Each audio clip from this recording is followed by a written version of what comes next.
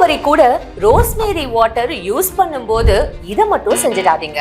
Rosemary பயன்படுத்தினால் முடி வளர்ச்சி சிறப்பாகத்தான் இருக்கும். ஆனா உடனே முடி கிடுகிடு வளரும்னு நினைச்சா அது ஏமாற்றம் தான். ரோஸ்மேரிய சில மாதங்கள் பயன்படுத்தி வந்தால்தான் அது உங்களுக்கு பலனை கொடுக்கும். சரி வாங்க ரோஸ்மேரி வாட்டர் எப்படி பயன்படுத்தணும்னு பார்க்கலாம். கடைகள்ல விற்கப்படும் ரோஸ்மேரி தண்ணீர் மற்றும் எண்ணெய்கள்ல ரசாயனங்கள் கலந்திருக்கலாம். அதனால வீட்லயே நீங்கள் மிக எளிமையாக இந்த ரோஸ்மேரி வாட்டரை தயாரித்து பயன்படுத்திக்கலாம். ரோஸ்மேரி இலைகளை தண்ணீரில் ஊற வைத்துதான் தயாரிக்க வேண்டும். அப்படி சரியாக தயாரிக்கவில்லை என்றால் உச்சந்தலைக்கு தீங்குதான் ஏற்படும். ரோஸ்மேரி இலைகளை நீரில் சேர்த்து குறைந்தது 20 நிமிடங்கள் வரை கொதிக்கணும். அதற்கு குறைவாகவோ கூடுதலாகவோ கொதிக்க வைக்க கூடாது. ரோஸ்மேரி தண்ணீரை ரொம்ப அடர்த்தியா பயன்படுத்த கூடாது. அப்படி ரோஸ்மேரி தண்ணீரை அடர்த்தியாக பயன்படுத்தினா உச்சந்தலையில எரிச்சலை ஏற்படுத்திடுமா.